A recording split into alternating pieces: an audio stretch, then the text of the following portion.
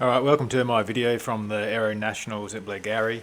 Here's some footage and this is what I learnt. Had a great series. I wanted to be in the top 25. I got 21st, I think it was. And this is my favourite race we're watching here. This one's no free passes, my lesson number one here. No one's going to let you go through straight nice and easy. You see he's fighting me off.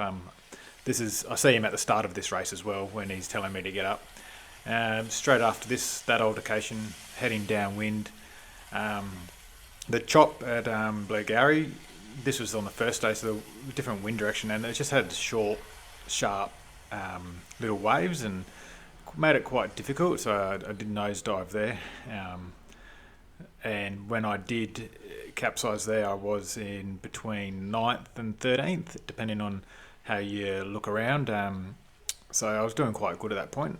So I fell back to 22nd after this, and you can see I've done this twice now, where I've tried pulling the boom down by being too far forward of the centerboard, and it just drives nose back down into the water.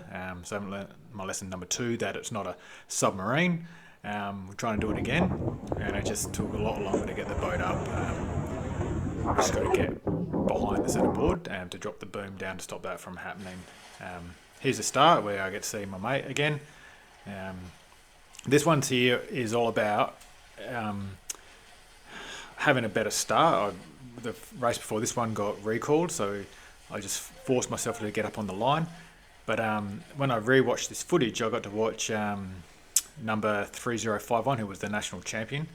I won't say any names, no court martials, but once we started and I re-watched this footage, I could actually watch 3051, and you can see his acceleration through the water. That's him there.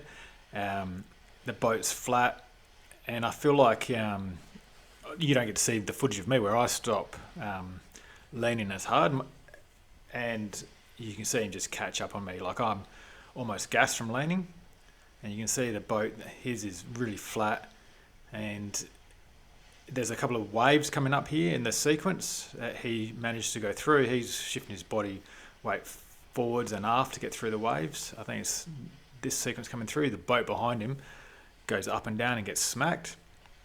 And you just see him accelerate. This is the waves I'm talking about here.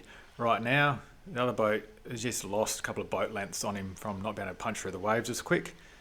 And he's off. Still, the boat's quite flat. I'm probably a lot lighter than him. And this race here is just all about trying to keep it as flat as I could.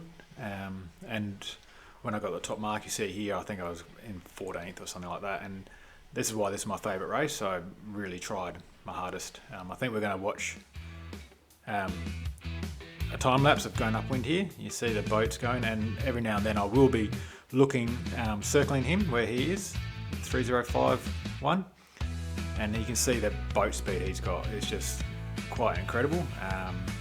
He gets the top mark first, and he goes on to win this race.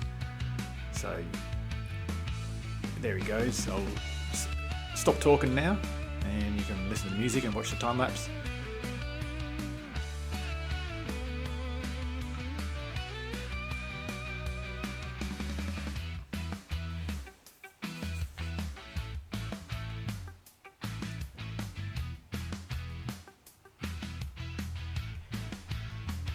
Alright, so now back here, I think it's 1, 2, 3 boats around the top mark.